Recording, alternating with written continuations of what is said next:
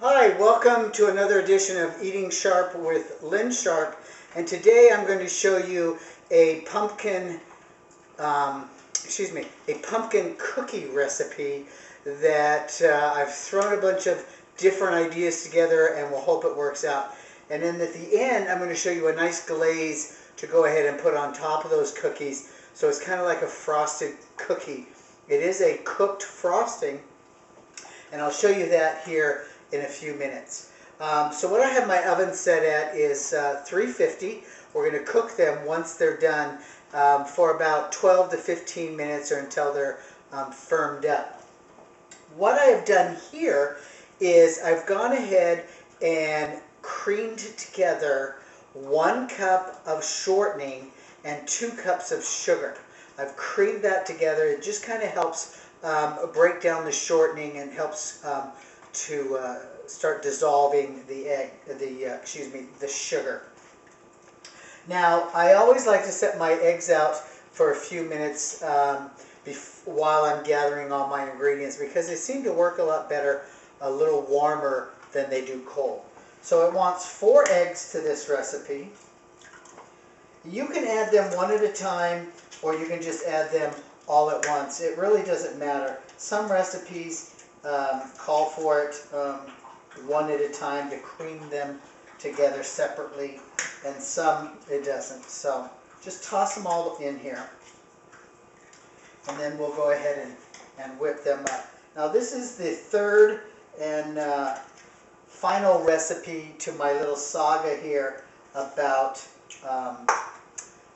using pumpkin mix. Now remember, we had saved back some pumpkin mix from the pumpkin cake recipe and the pumpkin cheesecake recipe. Well, it's here, and when I get to that I'll tell you about it. So let's go ahead and cream these eggs together in with the shortening and the sugar. It shouldn't take very long just to get that all mixed together.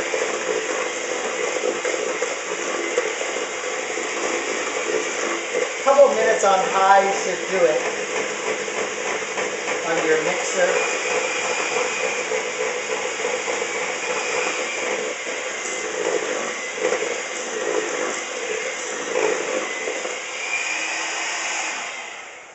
Just about like that. Now, to this mixture, you're going to add 4 cups of flour, 2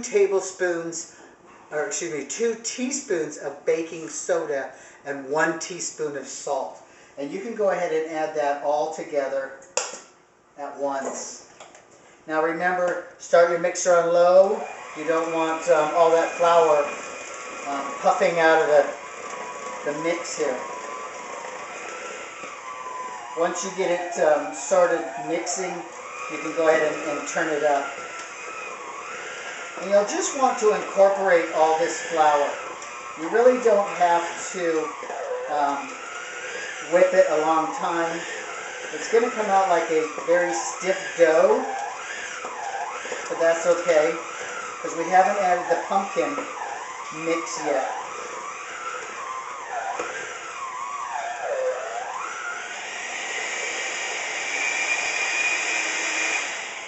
Just like that, and I'll give you a little show here. See, it's kind of sticking together, but it's not too sticky. Okay? So here's the pumpkin mix that we had left over from the pumpkin cake and the pumpkin cheesecake recipe. This recipe calls for 2 cups of pumpkin, and it just a little bit over 2 cups. It's not going to really hurt.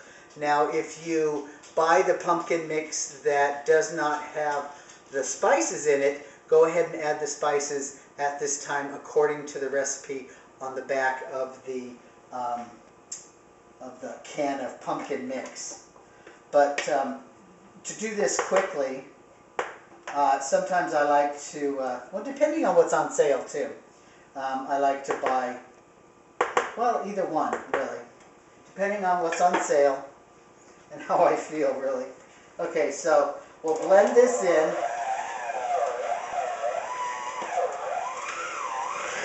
And this is all this recipe is.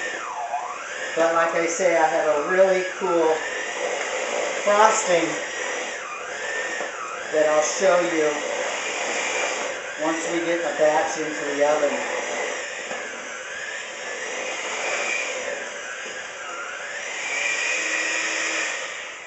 Now I'm going to go ahead and excuse me, I'm going to go ahead and scrape this down a little bit so I can make sure that I have everything off the sides and the bottom so that my mix comes out even. And it turns out right, folks. Give it a little taste. Tastes just like pumpkin pie. It's delicious. Let's go ahead and mix this a little bit more since we pulled the stuff off the sides.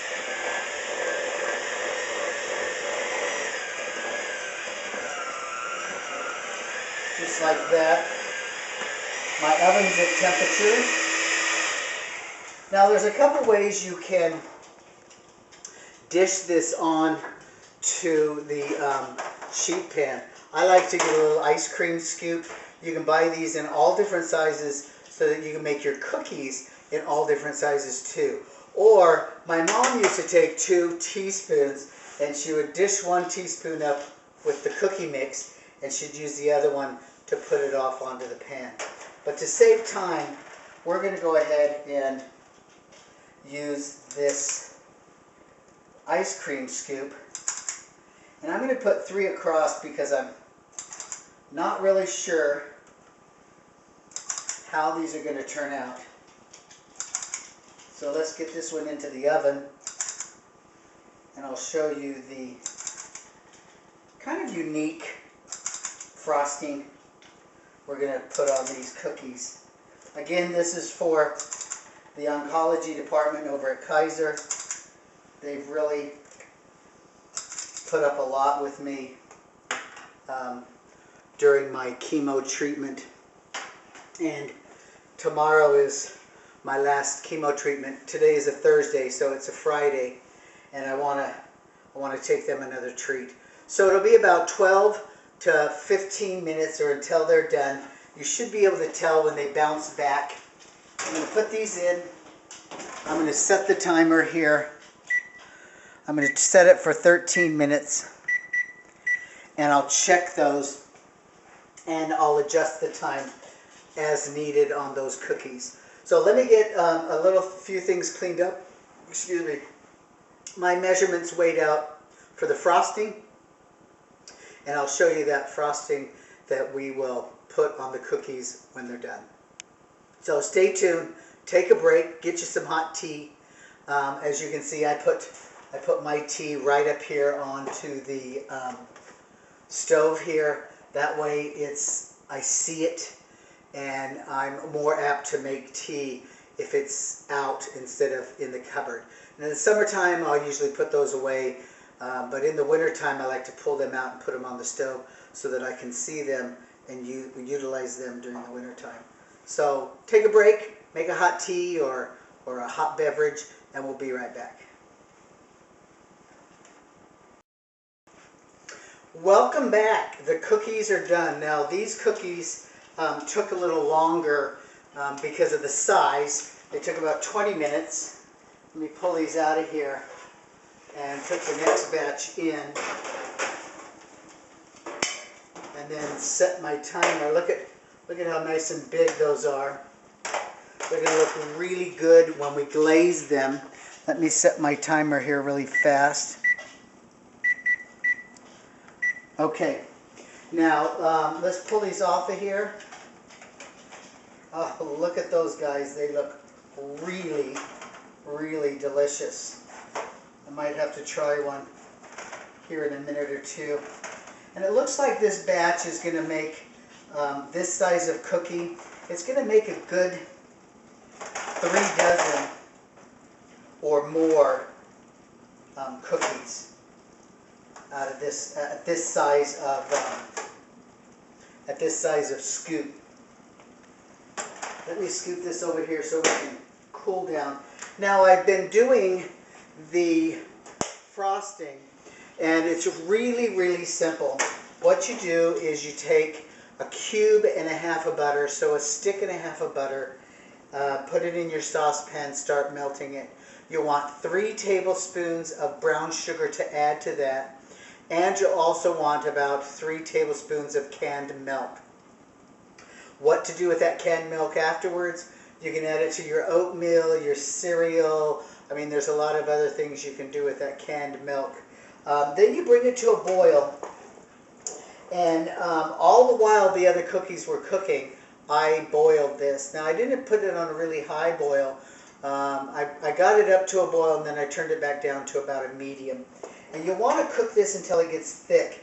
And you can see it almost has the consistency of like a sugary oatmeal. Okay? So then what we're going to do with this is we're going to just set this back here and let it cool off.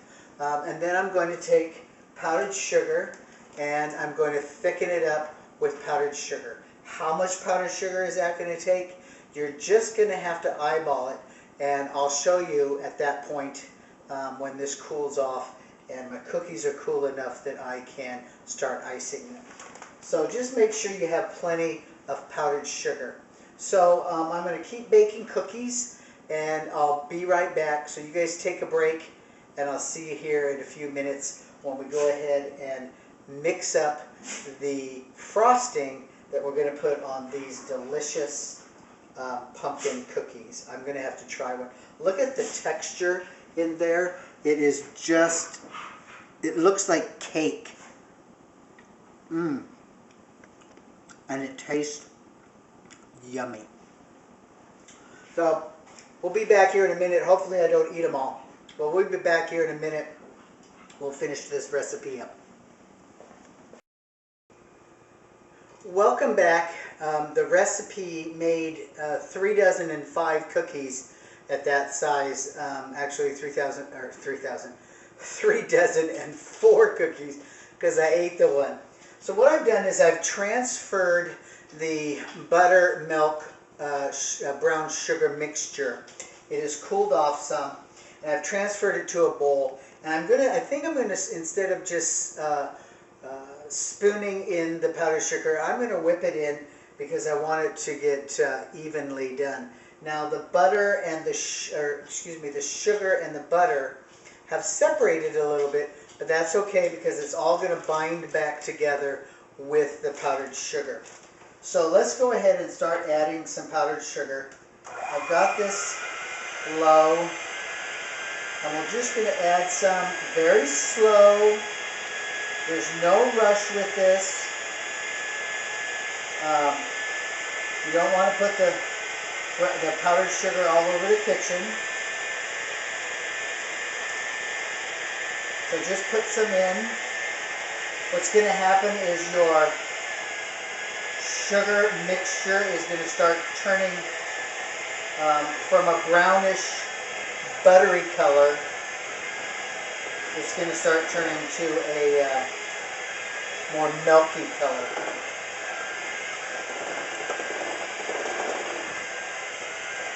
And that's okay. Let's add a little bit more.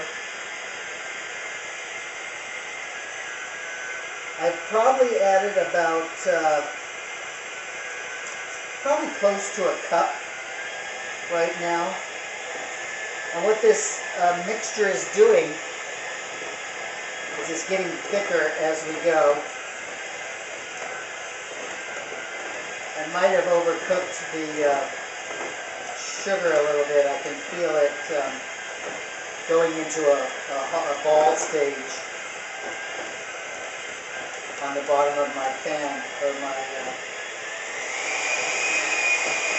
bottom of my bowl here. So let's just add some more, see how it turns out. I mean, we don't have to glaze them. One thing you want to not do when you're cooling your cookies is stack the cookies at an angle, because what happens is the bottom of the cookie comes off on the top of the cookie. You see the brown up here. So you don't want to stack those cookies while they're cooling. In fact, I still have another batch in the oven. I'm cooking away here. I'm going to add some more to this. It's coming out kind of like a frosting. It's got a little bits, little chunks in it from the sugar and the milk, from cooking the sugar, or excuse me, from cooking the sugar, the brown sugar. That's going to give it a little crunch on the top of that cookie when it's cold. And that's okay. Now, one thing you want to remember is if you add too much,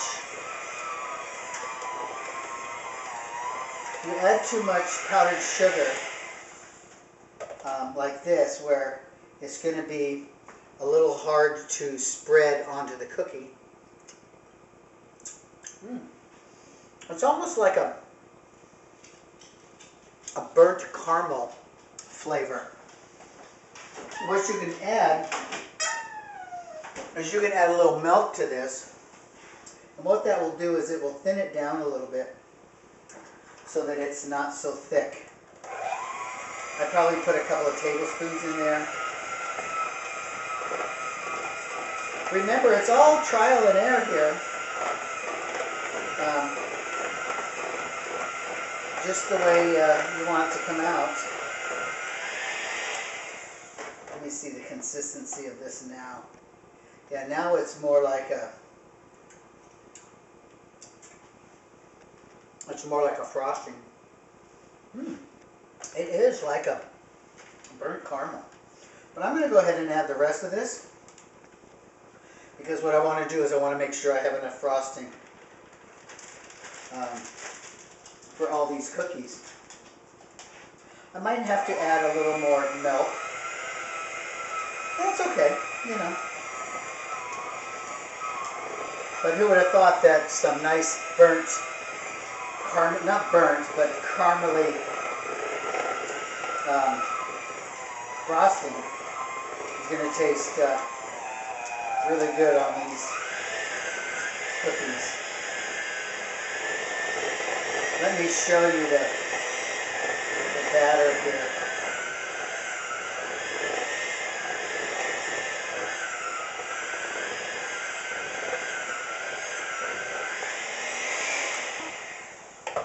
See this nice color that it has, and maybe you can see a couple of specks in there. But I still am going to add just a little milk to this, because it's just not quite thin enough for me.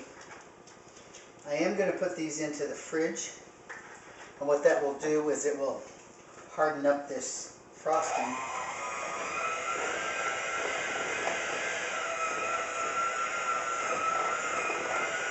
So that I can put them on a tray and take them into the oncology department. That looks great right there.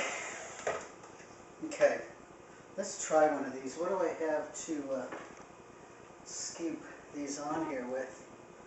I had a little spatula here, and here it is. I'll just rinse this off really quick. Let's try one, see if it's going to be worth me taking them in or not. You can just frost these babies up any way you want. It doesn't have to be perfect. It's homemade. It's made with a little love. And let's see how they taste.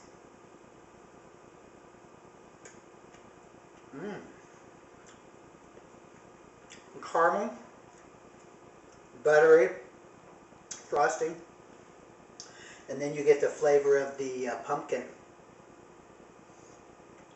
afterward. Wow. This is a recipe I'm going to have to keep. It's delicious, rich. That frosting really brings up a nice buttery richness to this, and the brown sugar then enhances that with that caramely flavor.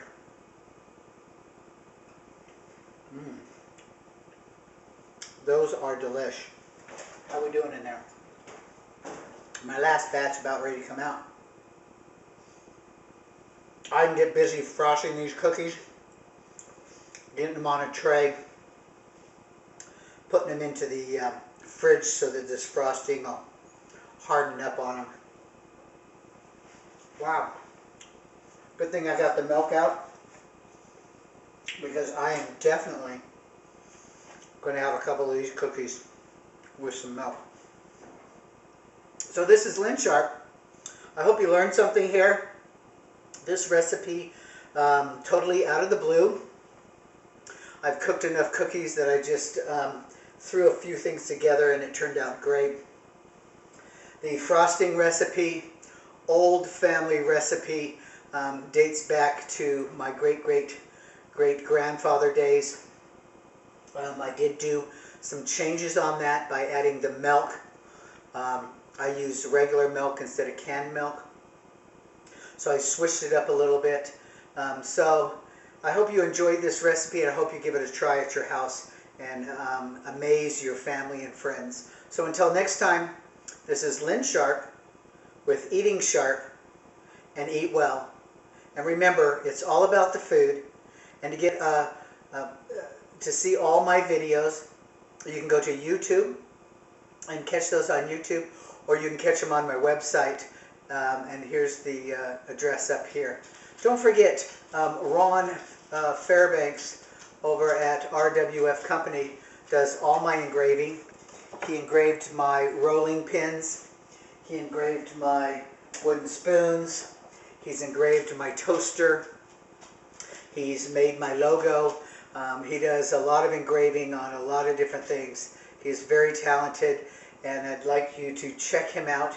You can find him on Facebook at RWF Company, and you can also find him on YouTube. He has a couple of videos out. Just type in RWF Company to YouTube, and you can find him there. Now, if you want to get your hands on a Lynn pin, is what I call them, you can go to my website again and click on the gift page, and then you have two choices you can choose from.